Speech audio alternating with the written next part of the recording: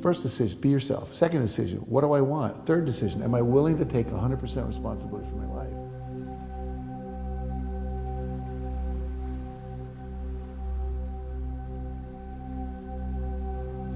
And then once you do that, if you're willing, no blaming, no complaining, no excuse making, then what are the strategies and tools that keep my mind focused, that keep me active and doing the things I need to do? So for the mind, we need to be exposed to positive people. You know, you become the people you hang out with. Basically, we want to be around people that are goal-oriented, spiritual, healthy, supportive, affirming, validating, all of that. The second thing is we want to make sure that we're reading things that uplift us.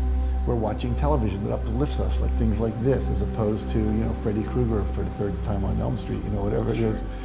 We want to stop watching the negative news, the people you hang out with, the things you read, the music you listen to. Is your music lifting you and inspiring you? And then it's like, once I have a positive environment, I've taken responsibility for my life, then I look to what I call the combination lock to success.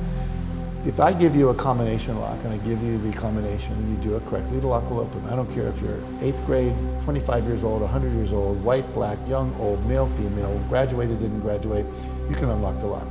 The problem is most people are going through life missing numbers, or they have the numbers in the wrong order. And so you can work really hard to open that lock, but if you're missing a number, it's never going to open. So we're mostly ignorant about what it takes to be successful. I interviewed 75 of the most successful people in North America, and I looked at what was the pattern for all of them. I looked at my own life as well to start with. And there's a pattern. There's a system and I call it a system because a system is something when you do it, it's consistently done, you're going to get a consistent result. If I bake my mother's apple pie and I preheat the oven, I don't substitute this for that, I get the same pie every time. If I change one thing, don't preheat the oven, right, it doesn't happen. And so we need to know that there is a science of success, if you will. Now this success can be applied to anything. Social change. It can be applied to getting elected politically. It can be applied to having positive relationships. It can be applied to health. It can be applied to your golf score. Whatever it is that you're going to define success for you to be. And then when you have that, then we can move through these things. The first thing is, after taking 100% responsibility, surrounding yourself with positive people and positive things, is to clarify your life purpose. We talked about purpose. What is your purpose? It's before vision. Okay. Purpose, my purpose is to inspire and empower people to live their highest vision in the context of love and joy. Now, that's a purpose. My vision for accomplishing that is to have 1 million trainers teaching my work, to have 1 billion books sold that teach this work. That's my vision. So it's the what, but then it comes after the why. Yeah, but what does it look like if I get there? My perfect world, if you will. Yes. Then we go from vision to goals. Okay, we get measurable now. Okay, so what do I want by when? Most people say, well, I'd like to live by the ocean. But which ocean?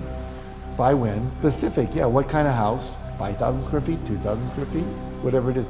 Your brain. People come up to me all the time and they say, I want more money. I give them $1. These are executives in companies. They go, well, I want more than that. I said, well, how was I supposed to know? You didn't tell me a figure. And the universe works the same way. Until you tell your subconscious and the universe, which you're simultaneously are picking up your thoughts, nobody knows.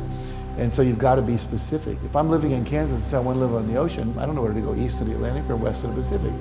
But once I make a commitment, then I can start to, my subconscious mind will start coming up with solutions, and I can start seeing things in my environment that will support me. Once I have the vision and the goals, then I have to believe it's possible. And that's where beliefs, affirmations, reading positive things, other people, biographies. My first mentor, W. Clement Stone, was worth $600 million in the 1970s. And he would be a billionaire by today's inflation standard. And he read an autobiography a week of famous people. It kept him inspired, whether it was Gandhi or Mother Teresa or Edison or Jefferson or whatever. So we need to have a model of what it is we want to go that tells us this is possible to do. That all these beliefs we have about it's not possible, we need to get that out of there, believe it's possible. And then we have to have a plan. Now, plans don't always work out exactly what you want. But without a plan, there's no next step. And I always tell people, if you just get the next couple of steps, that's a plan, start. You know, you don't have to see the whole road when you get started. But the key is just keep taking the next steps that are obvious. And here's a big thing for most people. 29% of what everybody wants, someone's already done it. And as Tony Robbins likes to say, they've left clues. They've left manuals, books, franchise operation guides. They do seminars, they have YouTube videos, TED Talks, you know, whatever it is. So reach out, ask, find a mentor, find a guide, take a seminar, hire a coach. You know, all these things are available to us. But it comes from the belief that this is possible to do. I deserve it. It's another thing that a lot of people believe they don't deserve. So we have to deal with our internal self-talk and our negative limiting beliefs. And then we go from that to, I've got a plan. Now I've got to start taking action. And taking actions, what stops people is fear. Fear of loss, fear of failure, fear of success, you know, all that kind of stuff. But that's the basics. And if you do that in that order, and you visualize and affirm your success, I did leave that part out. Every day, close your eyes and visualize your goal as if it's already achieved. Do an affirmation. I'm so happy and grateful that now we're in 100,000 a year. I'm so happy and grateful that we've solved hunger in our county. I'm so happy and grateful that I'm graduating with my PhD degree, whatever it is. You know, visualize that.